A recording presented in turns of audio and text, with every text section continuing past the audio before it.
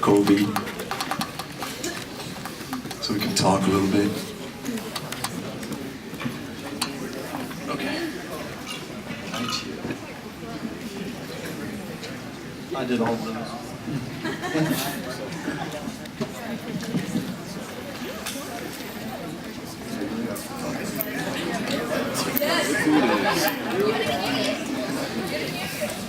Come up front, come up front.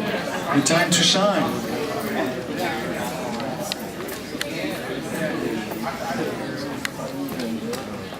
Like this? Cool. Like an MC. Alright, won't you introduce yourselves and tell us your role on this project? I'm David. I'm one of the ones responsible for that thing you just saw. Sorry about the fake out. And the other fake out. And then the other fake out. You misspelled my name, I think. Oh, I But spelled we it can right. fix it. That's in retaliation for you misspelling my name. It wasn't me. We'll talk about it. I'm Layla Blanc. I play Leah Trash. I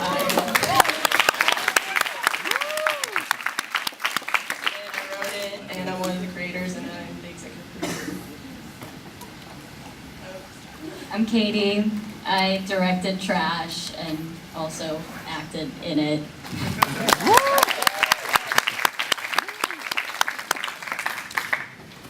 My name is Matthew Cozy, and I was director of photography and a producer on Zero Heroes. My name is Colby Guidry, and I wrote and directed Unsinkable, the documentary about Delphin.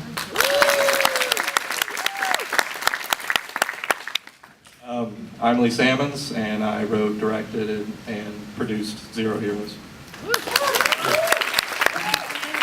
I'm Morgan Dupaire, and I was a producer on Zero Heroes.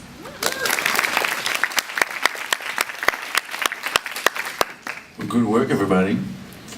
Now, you know what it takes to make a 30-minute movie. And even when it's like over 10 minutes, you know, 6 months is not too much time, I don't think. So, well, since it's so many of you guys, let's just open the floor to questions. Yes. Go ahead. My question is for Mr. Sammons. What was the hardest part of shooting Zero Heroes? I'd say the hardest part was probably scheduling. It was just really hard to get, 11 actors on the same set on one day. Well, 2 days in a row, actually. So the hardest part definitely was scheduling. True. Okay, yes. How many minutes for each video did they shoot versus how many minutes it was here? Oh yeah, the footage to final time ratio. Like That's a good for all question. of them, or? Like yours, then Colby's, then Let's go around, Katie? yeah. What about yours first? We probably had 3 times as much footage, if not more.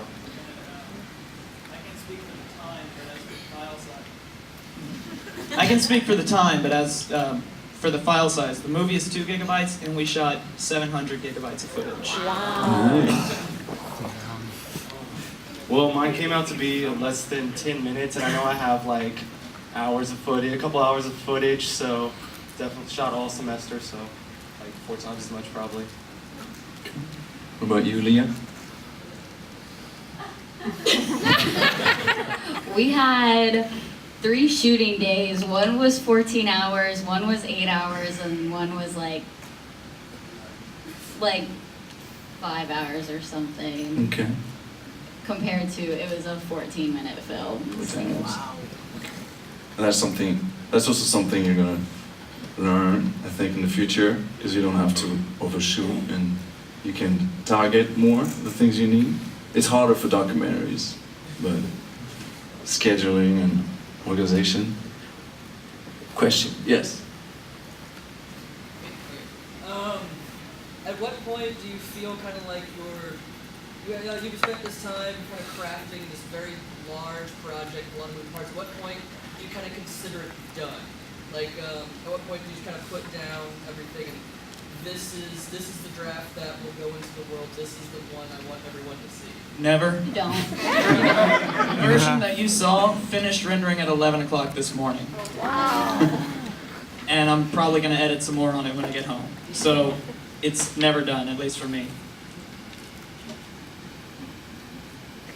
Katie, you can tell us. Yeah, I mean, I was still putting the finishing touches on mine, like on the way here, basically. Just finished exporting on the way here. Still some more I'd like to do. Like I said, it's never really finished. Okay. Well, we could speak for experience that the finished version is on the due date usually. But that's why we try and learn to finish for ourselves like a month in advance or a week in advance, because there's always going to be touch-ups, or whether it's for school or whether it's for a screening or clients. It's always different outputs. So every single one needs different, adjustments. So we always need that buffer time, I think. So, other question? Yes. For all of you, where do you guys get your inspiration for each video? Inspiration. Gangster movies and Mel Brooks. Drake and Josh and Ed, and Eddie. For cinematography, most of the Tarantino movies and Roger Deakins. Just a lot of different documentaries I've seen on, just like little small towns or small subjects. Okay. By the way, Kobe, why did you pick this city, this town? I had never been there until a couple of years ago. I got to know a lot of the people there really well, and I just thought, it seems like it's not well known enough. I feel like I could capture the essence and kind of show it to the world, hopefully make it more known. Interesting, yeah. Another question? Yes? How do you motivate a bunch of people like so conflicting schedules to come out and film? Motivation. How do you motivate all these people and yourself? You say, hey guys, want to be in a movie? Free food. Free food. But after this, money does motivate people. Another question? Yes. We had a really awesome producer who went around town and begged a bunch of local places to donate food to us, and it was great. We had meshes and Pizza Hut, I think, and yeah. Oh, Domino's, sorry. They're credits. We actually got our free food by calling 1-800-JACKETS.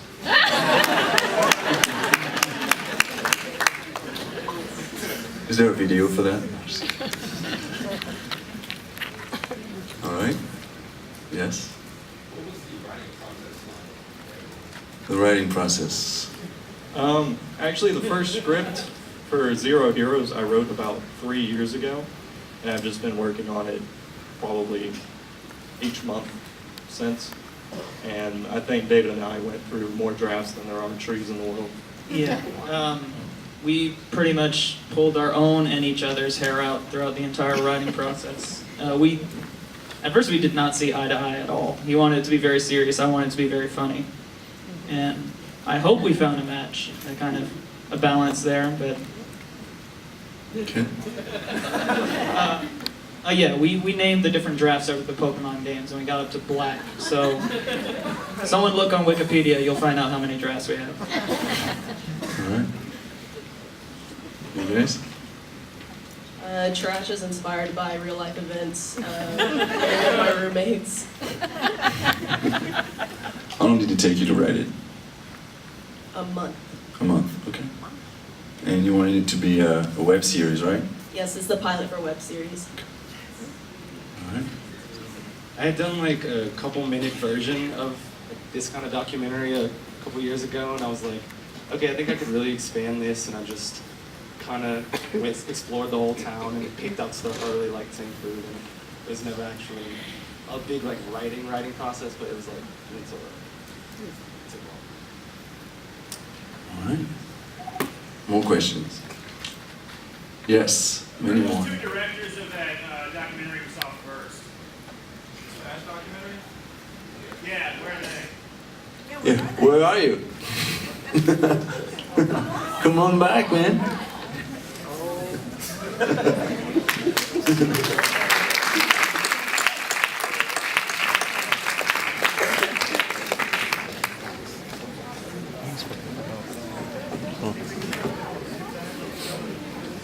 Guest appearance. All right, Emil and Alex.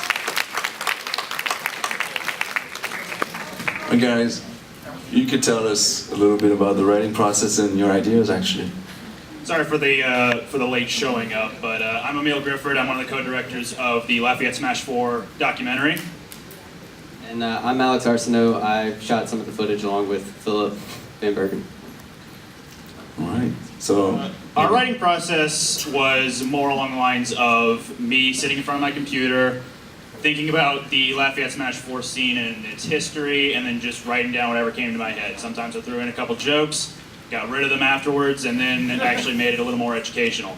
But the entire process, I think, took a few drafts and redrafts, a couple hours each time, and then at the end of the day, it was about 5 pages in length of just script writing. So that's basically it. Okay, and you shot it over how long? We started filming it around, I want to say September 2015, around the time the bi-weekly events at what was known as, or what is, Ascension Episcopal School. We started around then, and throughout, I want to say April, like early April, we stopped filming. So it was mostly just B-roll capturing, and throughout that, there were scattered interviews and what have you. So, yeah. There were a couple of interviews that actually didn't make it in for one reason or another. We got one interview from a Houston player who was actually pretty big into that scene.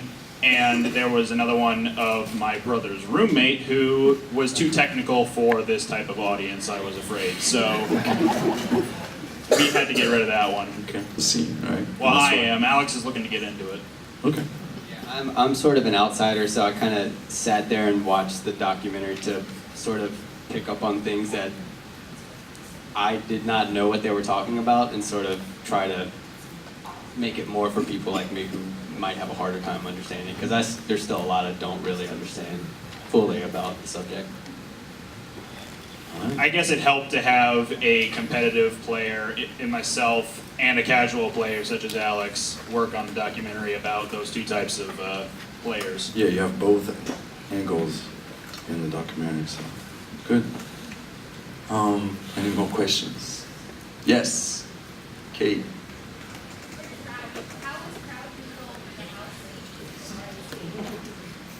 Crowd control.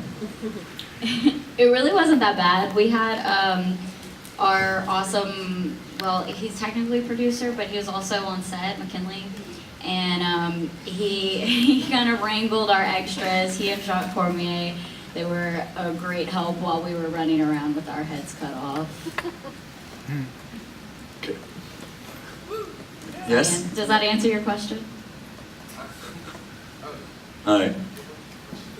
Terry. Hi, I'm Tyree. Hi. I was an extra in your film. I'm aware. We wanted to know if this goes to series, will we be recurring extras? Backup head guy again? If you want to be, we will welcome you with open arms. Open arms. All right, thank you guys very much, and we look forward to seeing your next projects. All right. We will see you all in 15 minutes for block 3. All right, thank you.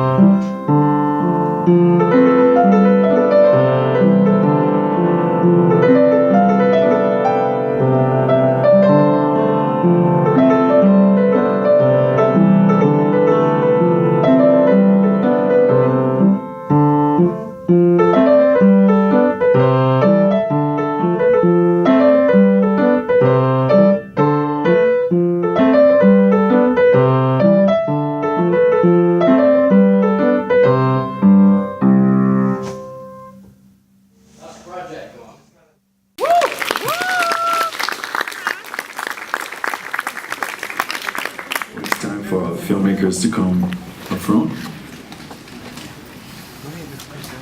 So many of them. Adriana, Chris, Chance.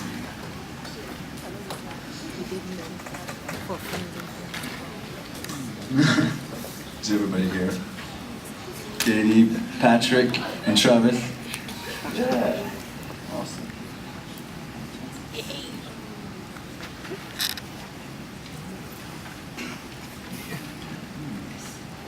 Alrighty, why don't you introduce yourselves and tell us about your role in these beautiful projects. Hi, my name's Matthew Cozy, and I was the one of the writers, cinematographers, and editor of Callback. I'm Adriana Farmer del Toro, and I was the writer and director of the Callback. And I'm Chance. I was the director and editor and writer of The Truth, the Heart, and I. I'm Michelle Curso. I was a producer for Pearl Motel. I'm Chris Jones, the writer, director, and editor for Pearl Motel. I'm Kenisha Michael, the assistant director of Pearl Motel. I'm Patrick Swinney, director of Ghost B&B.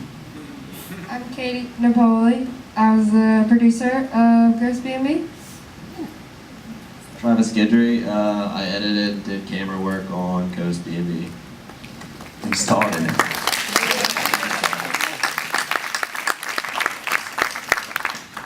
All right. Any questions? Of course. Yes. Not a question. Yep. Chris, do you plan to make Pearl Motel eventually in the future a feature length? You plan on making it a feature? I could barely afford 15 minutes of it.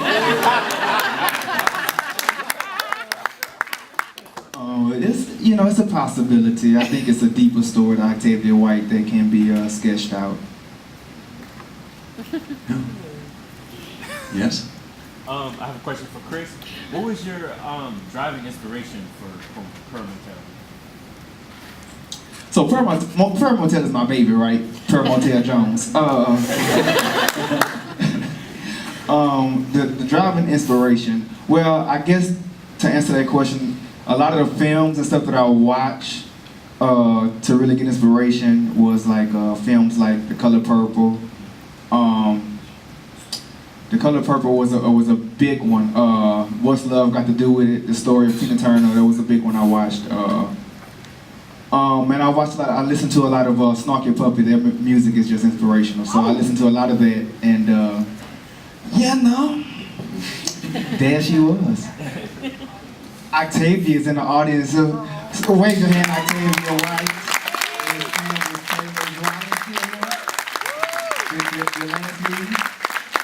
Lance is here. Wave your hand, Ryan. There go Ryan. And we have Mama Octavia up there, Miss Cheryl. Wave your hand, Miss Cheryl.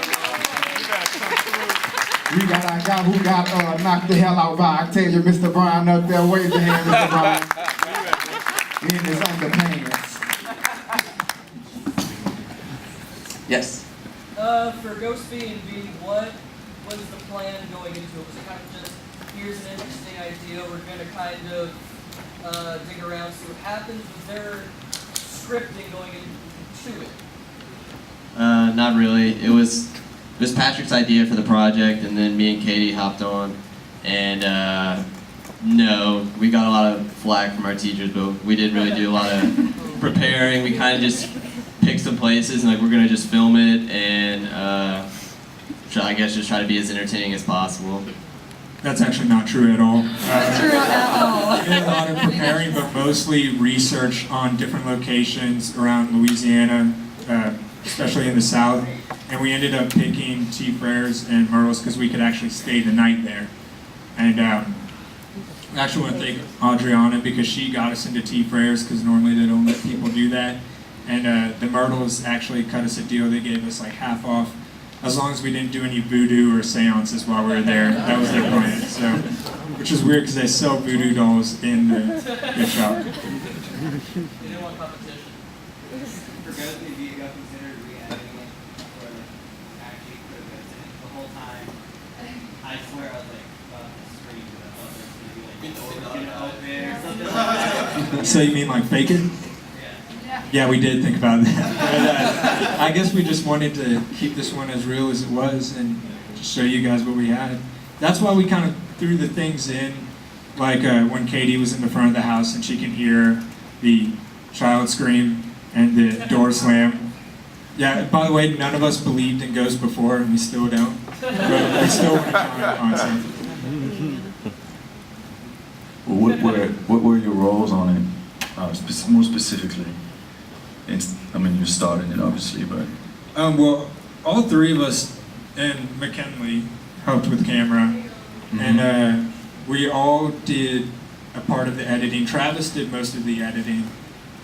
Katie did a lot of the production work, just kind of like getting in touch with the places, kind of organizing it, and then I just directed it and kind of directed what we did while we were there.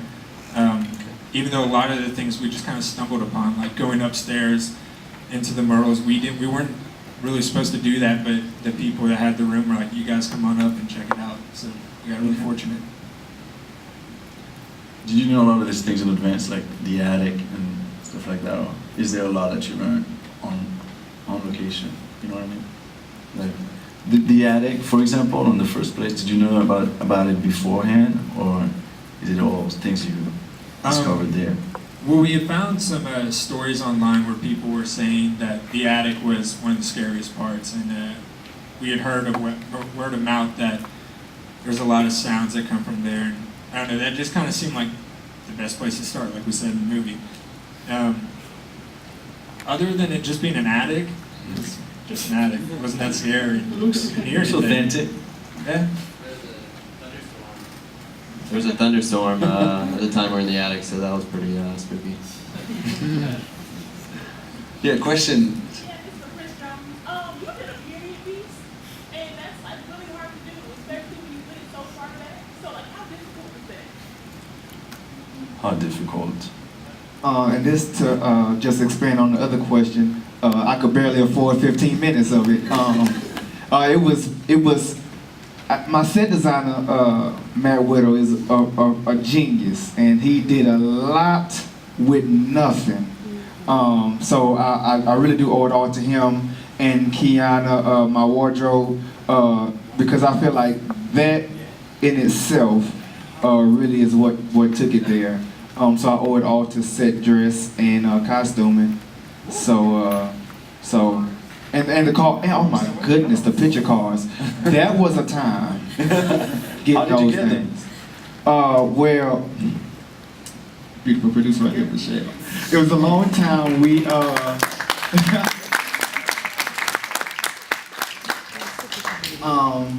was a long time, it was just a dead end over and over and over. But I didn't write the cars out of the script because every day I woke up, I was like, okay, we just gotta get a car now. We just gotta get a car now. And so up to the day of filming, there just happened to be a car show happening in another city while we were shooting our day scene. So Michelle drove out to the... So I drove to Arsenal Ford that Saturday morning and hit up a couple cars and just went around and looked like an idiot because I'm like, what year's your car? 1962? Well, have a good day, never mind. We wanted 50s, so, and my coworker, his dad had the pink and white one, and then we found this like crazy group of guys who were willing to show up wherever, whenever. We wrapped Sunday night real late, and we were like, okay, well, we're going to Abbeville. They're like, all right, see you in Abbeville. We're like, oh, okay, cool. Like they were so into it. So we got really lucky with like a handful of just picture car guys from the car show. So all the emails I sent out in like February were pointless because all I had to do was go to a car show the day we shot and just hand out little handmade flyers and have a guy make an announcement. So that's how we got the picture cars. And Mr. Craig is here, wearing all black and white, so we can't see him. He was our undercover cop.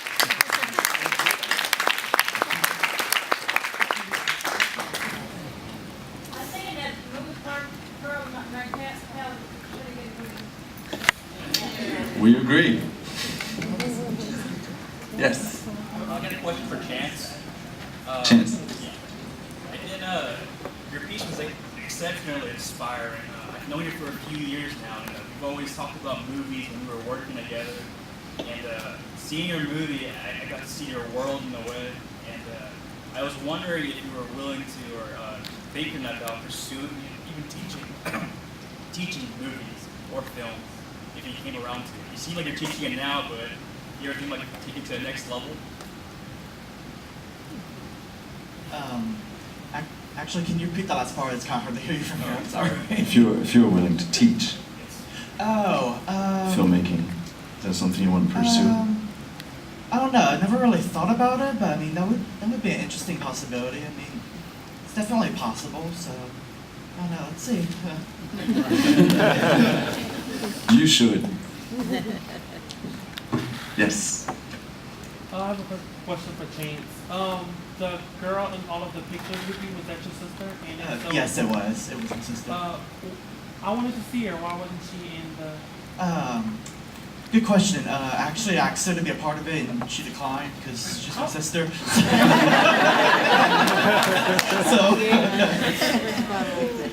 I love her. I mean, you know. So. You're right. Save it for the feature. Yes. Yes, for Adriana and Matt. What was the source of inspiration for the story of Callback, like for it to come around? I wrote it I think it was 2 years ago. Because crappy stuff happened to me a lot, so it was easy to write. One time, I think my mom's here, she knows, we've gotten, our car just breaks down, we go in the side of the road, fall in an anthill, cry a little bit, then the tire goes out. Just it's right there in the material. Yes, David. For the callback, I thought all of the actors were great, except you couldn't find a better actor for that waiter. No, actually, I think we're gonna do a feature film based on the waiter. What happened to him, where he is now. There is a very comprehensive backstory to that character. It's actually deep cover, so we can't really talk too much about it. He was good. He was great. He was method.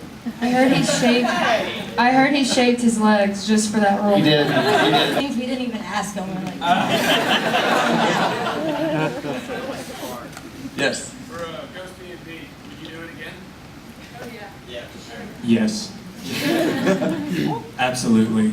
No, that was the best part. Was it went from being a senior project into our own adventure, and I didn't really know. I knew Katie a little, but I didn't know Travis that much. And now we're all tight because we spend so much time together in weird situations too. So yeah, we'd definitely do it again. Yeah, I think so. Yeah, I'd probably like to not do a bed and breakfast and actually do somewhere it's like a prison or somewhere that's really haunted. But because bed and breakfast, it's real comfortable. But I mean, it is good to get fed at the end of it. But Katie, you had a question.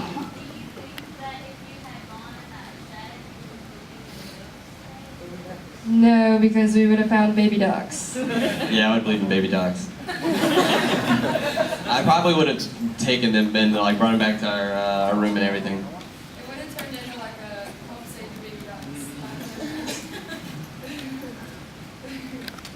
Yes. 2 parts for Pro Motel. Your featured cast was excellent. And so I'm curious as to how you got that many good people for one cast, and to get the extras for the bar scene. That was also really well done. Well, God. First of all, the crazy part about the cast, I tell people this all the time. Prayer Motel had every reason not to happen, and one of the things was the cast. I actually had like an entire other casted because when I wrote the film, I knew who I wanted, but I couldn't get them because I thought I was filming this film last semester, and my actors were busy. So I recasted the parts and some of the other parts too. And so it came down to the end, and I was thinking to myself, my God, this won't be the movie that I want. So I had to make the tough decision to recast the parts, and I got the people that I pretty much wrote the movie for, nevertheless. So a lot of the cast was just me having an idea of who I wanted, people that I was fans of most of the people that was in my movie far before I directed them. I was big fans. It was actually hard to direct them because I was such big fans. I mean, that's my cast. And as far as my extras, about a couple of weeks before, the movie is set in the 1950s, so I just made up flowers like, I need a whole bunch of black people. It's the truth, that's really what I did. I need a whole bunch of black people. We sent out, costumes about, the type of clothing to wear and stuff like that. And I was actually the last person to that set because I stayed back at the house, cleaned up a little bit, because we shot that shot the same day as we shot the house scene. And I was the last person on set, and I was walking in, I opened up the door, and I just seen a bar full of people, and I almost cried right there. And so, thank you to all my extras that's in the house.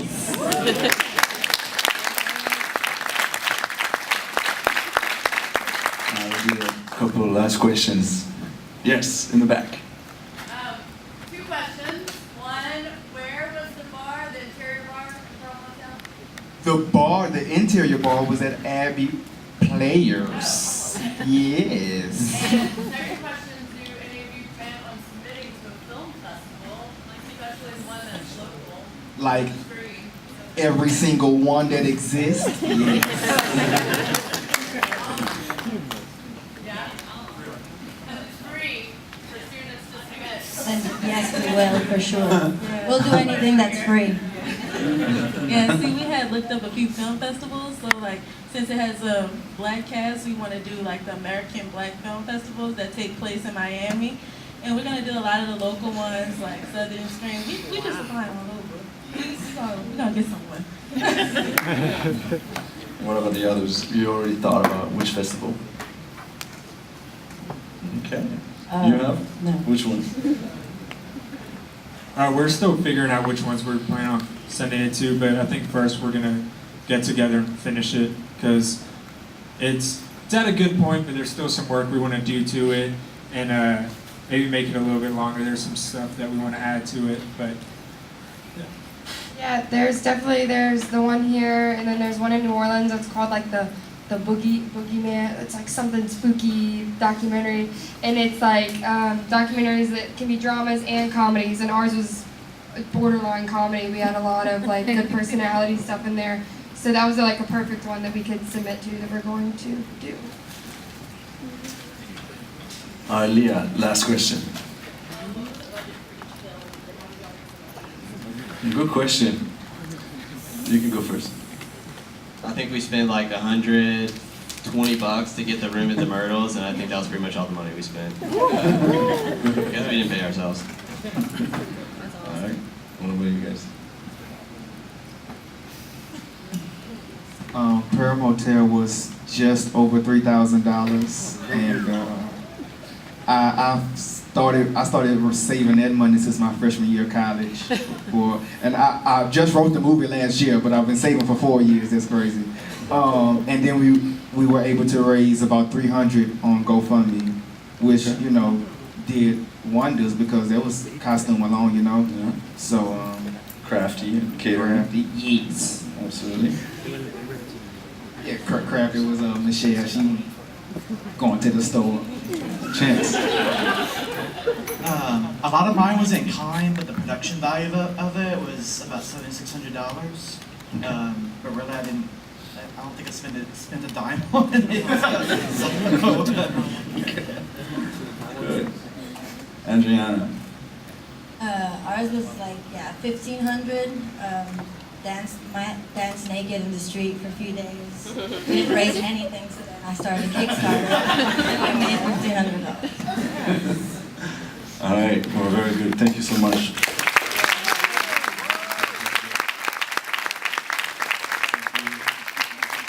This will be one of many, hopefully.